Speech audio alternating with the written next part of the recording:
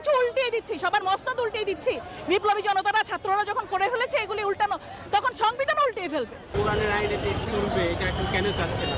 হ্যাঁ, এটা চাচ্ছি এই কারণে, বাংলাদেশ প্রথমত তো মুসলিম অধ্যুষিত দেশ, যে কোরআনের শাসন ছাড়া আমাদের দেশে যে পরিমাণ অরাজকতা, বিশৃঙ্খলা সবাই তৈরি করার চেষ্টা করছে, সেটা দূর করা সম্ভব না। কোরআনের শাসন, ইসলামী শাসন ব্যবস্থায় একমাত্র পারে সকল ভেদাভেদ দূর করে সবাইকে শান্তির পতাকা তলে একত্রিত করতে। আপনি কি ব্যক্তি উদ্যোগে এসেছেন নাকি কোনো দলের হয়ে এখন এখানে দাঁড়িয়েছেন? না, ব্যক্তি উদ্যোগে আমি এসেছি, আমার বোন এসেছে, আমার ভাগ্নি, আমার ছেলে, আমরা ব্যক্তি উদ্যোগে এসেছি। সম্প্রতি আমরা দেশের বিভিন্ন স্থানে বিভিন্ন মাজারে আমরা হামলা দেখছি। আসলে আপনি যেমন বলছিলেন যে কোরআনের আইনে দেশ চলবে, মাজারটা আসলে কোরআনের আইনের সাথে সাংঘর্ষিক। মাজার, হ্যাঁ, এখন মাজার সাংঘর্ষিক, অনেক কিছু সাংঘর্ষিক, অনেক কিছু সাংঘর্ষিক। আমি তো বলিনি যে মাজারের আইনে চলবে। মাজারের অনুসারী বা হ্যাঁ। মাজারের ভক্ত তারা কি করবে আসলে সেক্ষেত্রে তাদের কি করা? তারা সঠিক ইসলামে সবাই কোরআনের শাসনে চলবে। কোরআনের শাসনে দেশ চললে আপনিও শান্তিতে থাকবেন, আমিও থাকবো, মাজার প্রেমীরাও থাকবে, যারা মূর্তি পূজা করে তারাও থাকবে। এটাই হচ্ছে কোরআনের নীতি। কাউকে জোর জবরদস্তি করা নীতি না।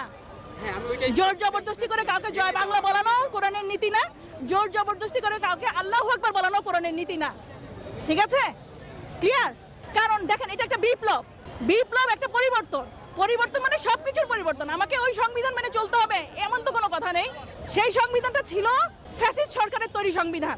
৭২ থেকেই বলেন আর এখনকার তাদের পরিবর্তন সংস্কার যাই বলেন, সব তাদের অনুকূলে ছিল। এটা জনগণের অনুকূলে কিছুতেই হতে পারে না। আমরা যা বলবো, ছাত্র জনতারা দেশের জনগণের স্বার্থে যা বলবে সেটাই হবে সংবিধান।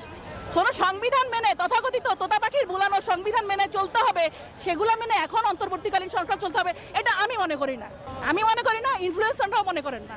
দ্বিতীয়ত, আমরা যেভাবে সাম্প্রদায়িকহীনভাবে আমরা সবাই মিলেমিশে থাকি, সেইটাকে আরো সুসংহত করার জন্য, সকল সম্প্রদায়ের মধ্যে একটা সুসংহত ভাব বজায় রাখার জন্য কেবলমাত্র কোরআনের শাসনই যথেষ্ট এবং উপযুক্ত।